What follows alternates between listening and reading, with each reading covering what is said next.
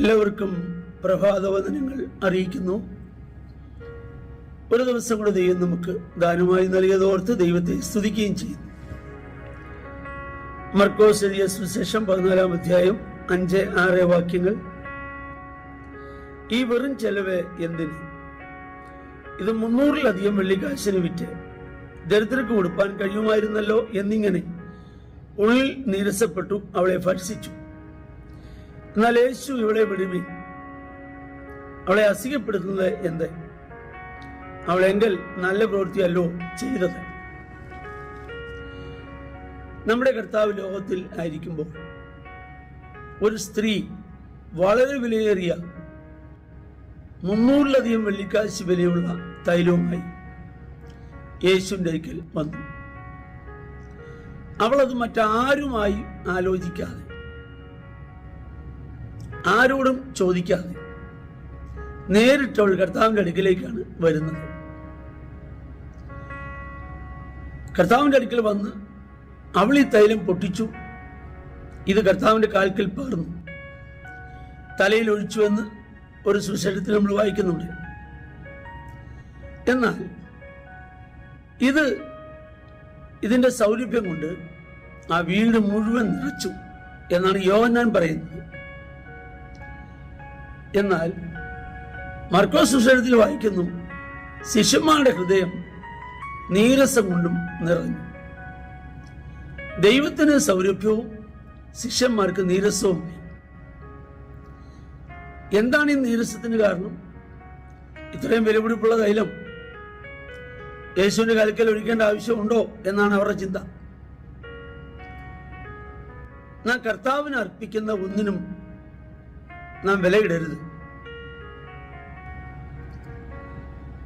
ഈ സ്ത്രീ ഇത് യേശുവിന് മുമ്പിൽ സമർപ്പിക്കുന്നതിന് മുൻപ് ശിഷ്യന്മാരുമായിട്ടൊന്ന് കൂടി ആലോചിക്കുകയോ മറ്റാരോടെങ്കിലുമായിട്ടൊന്ന് ചിന്തിക്കുകയോ ഒരു പ്രത്യേക സ്റ്റേജ് ഒരുക്കി അതിനുവേണ്ടി പ്രത്യേകമായി കർത്താവിനെ ക്ഷണിക്കുകയോ ഇതൊന്നും അവൾ ചെയ്തില്ല. അവളുടെ പ്രവൃത്തി ആരെ അറിയിക്കാനുള്ള ഇഷ്ടപ്പെട്ടില്ല.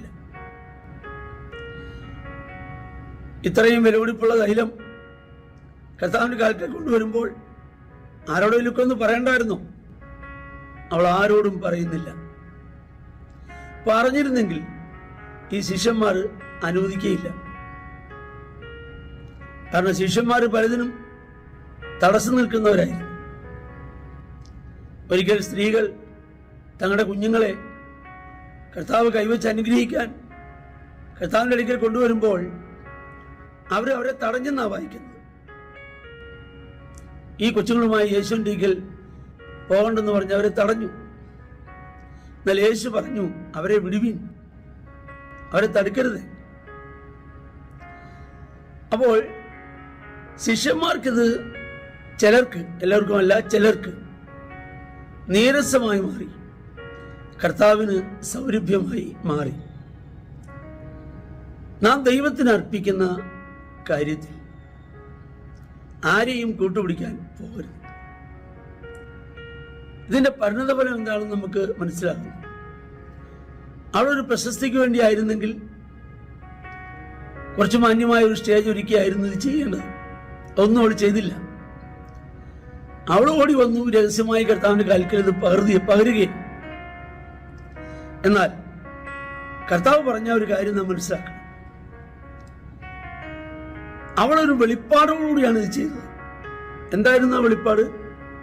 കർത്താവ് പറയുന്നു, എന്റെ ശവസംസ്കാരത്തിനായി അവൾ മുൻകൂട്ടി ചെയ്തതാകുന്നു. She anoint with a revelation. ഒരു വെളിപ്പാടോടുകൂടിയാണ് അവൾ ചെയ്തത്. കാരണം യേശുവിന്റെ ശവസംസ്കാര വേളയിൽ അവൾക്കിത് ചെയ്യാൻ കഴിയില്ല. അതുകൊണ്ട് മറ്റുള്ളവർ അവളോട് നീരസപ്പെട്ടു, മുഷിഞ്ഞു എന്നാണ് മത്തായി സുവിശേഷത്തിൽ പറയുന്നത്. മർക്കോസിൽ പറയുന്നു, ഹൃദയം കൊണ്ട് ഭർഷിച്ചു എന്ന് പറയുന്നു. പിശാചിനെ ഭർഷിക്കുന്ന പോലെ അവളെ ഹൃദയത്തിൽ ഭർഷിച്ചു. എന്നാൽ യേശു എന്താണ് പറയുന്നത്? ഈ സുവിശേഷം എവിടെയൊക്കെ പ്രസംഗിക്കപ്പെടുന്നു അവിടെയെല്ലാം ഇവൾ ചെയ്തതും പ്രസംഗിക്കപ്പെടും. യേശുവിന്റെ സുവിശേഷത്തോട് ചേർന്ന് പ്രസംഗിക്കാൻ കർത്താവ് നൽകിയ ഒരു പ്രത്യേക വിഷയമായിട്ട് ഇത് മാറി.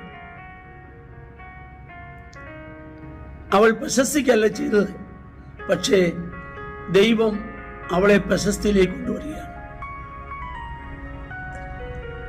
ആകയാൽ നാം കർത്താവിന് അർപ്പിക്കുന്ന ഏതും ഒരിക്കലും അതിന് വിലയിടരുത്. മറ്റാരുമായി അതിന് ആലോചിക്കേണ്ട ആവശ്യമില്ല. കർത്താവിന് അർപ്പിച്ചു കഴിയുമ്പോൾ ദൈവത്തിന് സൗരഭ്യമാണെങ്കിൽ അവൻ നമ്മെ അനുഗ്രഹിക്കും. നമുക്ക് സമർപ്പിക്കാം, പ്രാർത്ഥിക്കാം. ഞങ്ങളുടെ കർത്താവേ, സ്വർഗീയ നല്ല പിതാവേ, എല്ലാവരെയും അങ്ങയുടെ നാമത്തിൽ അനുഗ്രഹിക്കുന്നു, യേശുവിൻ നാമത്തിൽ തന്നെ. ആമേൻ. ദൈവം നമ്മെ എല്ലാവരെയും ധാരാളമായി അനുഗ്രഹിക്കും.